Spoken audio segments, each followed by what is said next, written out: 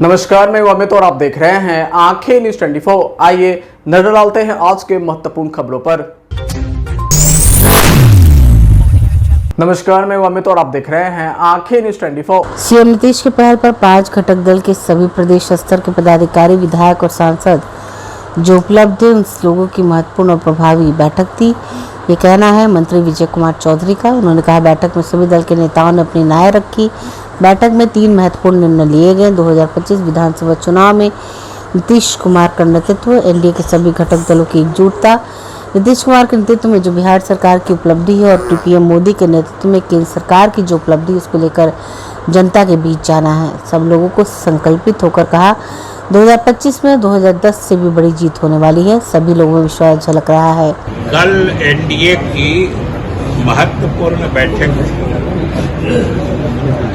माननीय मुख्यमंत्री जी की ही पहल पर जो एनडीए के 5 घटक दल हैं, भाजपा है, जदयू है, लोजपा है, रालोमा है, फिर हम पार्टी है, पांचों दलों के सभी राष्ट्रीय और प्रदेश से लेकर जिला स्तर के पदाधिकारी,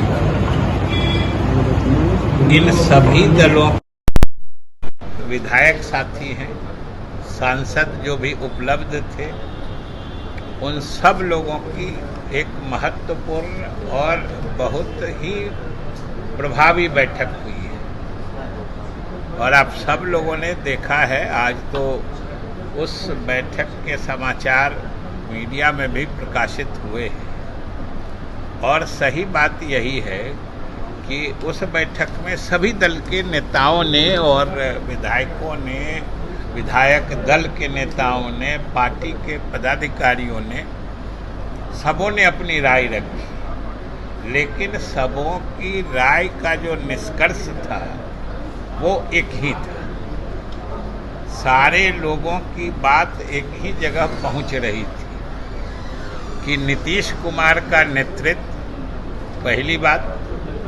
दूसरी बात, एनडीए के सभी घटक दलों की एकजुटता, यानी इसके पदाधिकारियों, कार्यकर्ताओं और नेताओं की आपसी समझदारी, समन्वय, और ये दोनों अगर पक्की है तो समझिए जीत की गारंटी है। अब यही उस बैठक का निष्कर्ष था जो आप लोगों को बता भी दिया गया है। सभी लोगों ने एक स्वर से बोल इस बात को अपनी अपनी भाषा में रखा। और सबसे बड़ी बात थी कि सब लोगों ने संकल्पित होकर 2025 शुरुआत हमारी होगी, जो सामने 4 जगह पर उपचुनाव हैं, और इस उपचुनाव के बाद जो हम लोगों का 2025 में आम चुनाव है, ये सभी लोगों ने संकल्प लिया है। और सभी लोगों ने ये महसूस किया है कि इस बार जो हमारी जीत होने जा रही है, नीतीश कुमार के नेतृत्व में एनडीए गठबंधन की जीत, ये 2010 से भी बड़ी जीत होने जा रही है। ये सब लोगों की न सिर्फ धारणा थी बल्कि विश्वास झलक रहा था उस बैठक में कि जैसे उस बार हम लोग 2010 में 206 सीट लाए थे, इस बार 220 के करीब हम लोग उम्मीद कर रहे हैं। और ये सारे दलों के नेता, पदाधिकारी सब इस विषय पर एकमत थे। और इसका एक कारण तो जो हमने बता दिया कि नीतीश कुमार के नेतृत्व में जो बिहार सरकार की उपलब्धि है, पहली बात, और इसके साथ प्रधानमंत्री के नेतृत्व में जो देश के तरक्की की गति है, इन दोनों का बड़ा घातक कॉम्बिनेशन है, जोड़ है। इसलिए इसके सामने कहीं विपक्ष खड़ा दिख ही नहीं रहा है। और आप ये क्यों नहीं समझते हैं? सीधी सी बात है, विपक्षी दल या कोई नेता हमारे सरकार की उपलब्धियों को कोई नकारने की हिम्मत भी जुटा पा रहा है क्या? कोई कह रहा है कि विकास नहीं हुआ है, बल्कि उल्टी बात है। सभी हमारे विपक्षी दलों के नेताओं को भी एहसास है कि विकास का मुद्दा ऐसा है जो निर्विवाद रूप से नीतीश कुमार और एनडीए के पक्ष में जाता है। इसलिए आप गौर करिएगा कि वो सरकार की उपलब्धियों और सरकार ने जो बिहार में क्रांतिकारी परिवर्तन का काम किया है जनहित में, उसको नकारने की बजाय अब वो इसके एक हिस्सा का श्रेय लेने में परेशान है। ये देखिए, कोई नहीं कह रहा है कि बिजली में विकास नहीं हुआ है, सुधार नहीं हुआ है। कोई कह रहा है कि सड़क व्यवस्था में सुधार नहीं हुआ है। कोई कह रहा है कि पेयजल के मोर्चे पर विकास या सुधार नहीं हुआ है। ये किसी की हिम्मत नहीं है। यहाँ तक कि विपक्षी दलों के नेताओं की भी हिम्मत नहीं है। तो अब वो कोशिश कर रहे हैं, थोड़े थोड़े दिनों के लिए मुख्यमंत्री जी ने उनको भी साथ रहने का मौका दिया था, लेकिन उन लोग। नमस्कार, मैं अमित और आप देख रहे हैं आंखें न्यूज़ 24। पटना में मेट्रो निर्माण कार्य के दौरान सोमवार रात को बड़ा हादसा हो गया। निर्माणाधीन टनल के पास लोको मशीन का ब्रेक फेल होने से उसकी चपेट में आकर 3 मजदूरों की दर्दनाक मौत हो गई। वहीं 4 मजदूरों का गंभीर हालत में अस्पताल में इलाज चल रहा है। दिल्ली मेट्रो रेल कॉरपोरेशन ने मामले की जांच शुरू कर दी है। हालांकि DMRC ने 2 लोगों की मौत की पुष्टि की है। मिली जानकारी के अनुसार यह हादसा पटना के NIT मोड़ पर हुआ बताया जा रहा है। लोको मशीन से मेट्रो टनल के अंदर सामान पहुंचाया जा रहा था। टनल में मजदूर काम कर रहे थे, तभी लोको मशीन का ब्रेक फेल हो गया। इसकी चपेट में आने से एक मजदूर की मौत हो गई, जबकि 6 अन्य लोग घायल हो गए। घायलों का रेस्क्यू कर PMCH अस्पताल ले जाया गया, जहां 2 और लोगों की मौत इलाज के दौरान हो गई। देखिए, मेट्रो में जो है कल रात में एक दुर्भाग्यपूर्ण घटना हो गई है, जिसमें जो अभी तक जो जानकारी है उसमें 2 लोगों की मृत्यु हो गई है और 6 लोग इंजर्ड हैं। जो घटना का कारण है, अभी तक की जानकारी में जो बात आई है वो ये है कि जो उनकी एक मोटराइज्ड वैन थी वो जो है उसका ब्रेक फेल कर गया और उसी की वजह से जो है 2 लोगों की मृत्यु हो गई है। 6 लोग जख्मी हैं जिनका हॉस्पिटल में इलाज चल रहा है। और इस संबंध में जो मेट्रो के लोग हैं वो अपना इंटरनल इंक्वायरी भी कर रहे हैं और जिला प्रशासन की तरफ से भी इसमें जांच कराई जाएगी और जो अग्रतर विधि सम्मत कार्रवाई है वो की जाएगी। हाँ, ये जो पटना यूनिवर्सिटी से PMCH की तरफ हम लोगों का अंडरग्राउंड मेट्रो का काम चल रहा है, उसी में रात को 10 बजे एक दुर्घटना हुई है और उसमें जो लोको पायलट थे हमारे, उनकी डेथ हो गई है और एक और जो वहाँ श्रमिक काम कर रहे थे उनकी डेथ हो गई है। तो 2 लोगों की डेथ हुई है और 6 श्रमिक जो हैं उसमें घायल हो गए हैं। उन लोगों का इलाज कराया जा रहा है। उसमें से एक की हालत थोड़ी गंभीर है, बाकी 5 ठीक हैं। और जो 2 कैजुअलिटी हुई है वो उड़ीसा के रहने वाले दोनों श्रमिक थे और उसको नियमानुसार जो मुआवजा दे होगा उसको दिया जाएगा। और जो इलाजरत हैं लोग, उनका कंपनी इलाज करवा रही है और हम लोग इसकी जांच करेंगे कि जो सुरक्षा मानक है उसका अनुपालन ठीक ढंग से हो रहा था कि नहीं हो रहा था।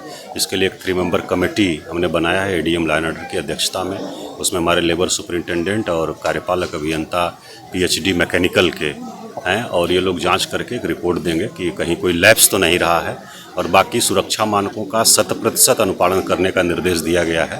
ये दुर्भाग्यपूर्ण घटना है, इस प्रकार की पुनरावृत्ति नहीं हो, इसको लेकर के निर्देश दिया गया है।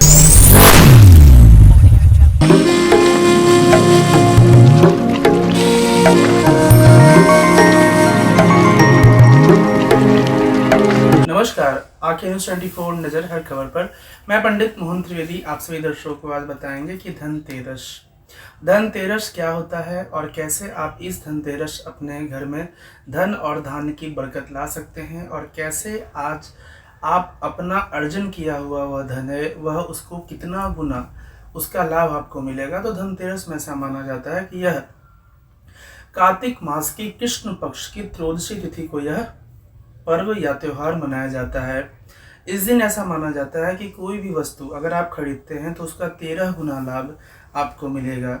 तो इस धनतेरस हमारा 29 अक्टूबर 2024 को हमारा धनतेरस तिथि लग रहा है, जिसमें अभिजीत मुहूर्त हमारा 11:30 बजे से लेकर 12:20 तक होगा। तो निश्चित ही अपने दर्शकों को बताना चाहेंगे कि इस समय आप धनतेरस के निमित्त आप खरीदारी कर सकते हैं। तो विशेष क्या क्या चीज़ें आज आप खरीदें, तो विशेष आज आप धनिया खरीद सकते हैं। सोने के सिक्के या फिर चांदी के सिक्के खरीदने का बहुत ही शुभ संकेत माता लक्ष्मी की ओर से मिलता है, ताकि आपके घर में जो भी धन है वह 13 गुना की बरकत से आपके यहाँ बनी हुई रहे। हल्दी खरीदिए, झाड़ू खरीदिए और नमक, क्योंकि नमक अगर आप आज खरीदते हैं तो निश्चित रूप से नमक एक ऐसी वस्तु है जो आप प्रतिदिन इस्तेमाल करने वाली वस्तुओं में आती है, तो जिसका बरकत आपको यहाँ मिलेगा और 13 गुना लाभ उस वस्तु का लाभ आपको देखने को मिलेगा। अगर व्यक्ति विशेष माता लक्ष्मी की प्राप्ति करना चाहते हैं तो गोमती चक्र और माता के निमित्त कौड़ी की वस्तु आज आप खरीद सकते हैं। जो भी हमारे व्रती हैं, जो भी हमारे दर्शक हैं, उन्हें बतलाना चाहेंगे कि अगर जिस चांदी के सिक्के को आज आप खरीदते हैं वही सिक्के आपको चाहिए कि माता लक्ष्मी के निमित्त आप लक्ष्मी पूजा के दिन उस वस्तु का इस्तेमाल करें, तो निश्चित तौर पर धनतेरस के दिन आपको लाभ मिलेगा और जो भी आपका कमाया हुआ धन है वह आपको 13 गुना बढ़कर आपके धन कोष में, आपकी कुबेर की थैली में वह आज आपको मिल सकता है। अपने सभी दर्शकों को बताना चाहिए कि धनतेरस के दिन माता लक्ष्मी की विशेष आराधना आप कीजिए। हो सके तो संभव हो तो श्री सूक्त का पाठ करें और माता लक्ष्मी के निमित्त आज आप उन्हें चौमुख दीपक अवश्य ही जलाइए, तो निश्चित तौर पे आपको माता लक्ष्मी की प्राप्ति होगी और आपके घर में निश्चित तौर पर माता लक्ष्मी का 13 गुना जो धन और धान की लाभ है वह आपको देखने को मिलेगा। नमस्कार, धन्यवाद, जय माता लक्ष्मी। नमस्कार, मैं अमित और आप देख रहे हैं आंखें न्यूज 24। पटना में मुख्यमंत्री आवास पर सोमवार को एनडीए की अहम बैठक हुई, जिसमें बिहार विधानसभा चुनाव को लेकर चर्चा हुई। बता दें कि 2020 का टारगेट सेट किया गया। वहीं सीएम नीतीश कुमार ने आपसी तालमेल से चुनाव लड़ने की बातें कही है। बता दें कि एनडीए की बैठक खत्म होने के बाद देर शाम भाजपा प्रदेश मुख्यालय में भाजपा कोटे के मंत्रियों की भी बैठक हुई, जिसकी अध्यक्षता भाजपा प्रदेश अध्यक्ष दिलीप जायसवाल ने की। उन्होंने बिहार सरकार में शामिल बीजेपी कोटे के मंत्रियों को विधानसभा चुनाव से पहले मजबूत रिपोर्ट कार्ड तैयार करने की जिम्मेदारी सौंपी है। बता दें कि बिहार चुनाव से पहले बीजेपी कोटे के मंत्रियों को अपने अपने क्षेत्र में जनता के मूड का आकलन करना होगा। तो वहीं क्षेत्र में भाजपा को लेकर लोग क्या सोचते हैं, सरकारी सुविधाओं के प्रचार प्रसार उनके क्षेत्रों में हुआ है या नहीं, ऐसे में तमाम विषयों की एक रिपोर्ट तैयार करनी होगी। इसके अलावा बैठक में संगठनात्मक विषयों पर भी चर्चा हुई, जिसमें भाजपा नेताओं ने संगठन को सशक्त बनाने के लिए अपने विचार साझा किए और नए नए सुझावों पर भी मंथन किया गया। बता दें कि बैठक की अध्यक्षता प्रदेश अध्यक्ष राजस्व एवं भूमि सुधार मंत्री डॉक्टर दिलीप जायसवाल ने की। वहीं बैठक में दोनों उप मुख्यमंत्री सम्राट चौधरी विजय कुमार सिन्हा के अतिरिक्त केंद्रीय कपड़ा मंत्री गिरिराज सिंह, केंद्रीय गृह राज्य मंत्री नित्यानंद राय, लोकसभा में भाजपा के chief whip doctor Sanjay Jaiswal भी मौजूद रहे। इससे पहले एनडीए की बैठक में भाजपा प्रदेश अध्यक्ष डॉक्टर दिलीप जायसवाल ने कहा कि मुख्यमंत्री नीतीश कुमार के नेतृत्व में ही एनडीए 2025 का विधानसभा का चुनाव लड़ेगी। तो वहीं आगे उन्होंने कहा कि हम मिलकर विपक्ष के अफवाहों का डटकर जवाब देंगे। काम के बल पर एनडीए एकजुट होकर चुनावी मैदान में जाएगा। हम सभी घटक दलों के कार्यकर्ताओं के बीच बेहतर समन्वय बैठाएंगे। वहीं बैठक को संबोधित करते हुए मुख्यमंत्री ने कहा कि 2010 में एनडीए ने 206 सीटें जीती थी। 2025 में हम कम से कम 220 बल्कि उससे भी ज्यादा सीटें जीतेंगे। उन्होंने सभी घटक दलों का आह्वान किया कि आप लोग एकजुट होकर लोगों के बीच जाइए और उन्हें बताइए कि पिछले 19 सालों में हर क्षेत्र में कितना काम हुआ है। अगर आप भी अपने दुकान, प्रतिष्ठान, school, college, coaching centre, restaurant, cafe का विज्ञापन देना चाहते हैं, वो भी किफायती दर पर, तो आंखें न्यूज 24 लेकर आया है आपके लिए एक सुनहरा मौका। आंखें न्यूज 24 न्यूज पोर्टल की दुनिया में बिहार का सबसे उभरता हुआ चैनल, जहां बिहार झारखंड से जुड़े तमाम बड़ी खबरें देखने को मिलती है। तो देर किस बात की, आज भी जुड़े आंखें न्यूज 24 के साथ। संपर्क करें हमारे व्हाट्सएप नंबर 8935876430 पर। क्या आप पत्रकारिता के क्षेत्र में अपना कैरियर बनाना चाहते हैं? तो आज ही royal Ashoka institute of mass communication and journalism में अपनी जगह सुनिश्चित करें। आर्यभट्ट ज्ञान विश्वविद्यालय पटना से मान्यता प्राप्त 100% प्लेसमेंट के साथ royal Ashoka institute of mass communication and journalism नामांकन जारी है। हमारा पता है DS/16 गायत्री मंदिर के समीप, कंकड़ बाग, पटना 8,20,000। आप हमें संपर्क भी कर सकते हैं। हमारा मोबाइल नंबर है 9955456126।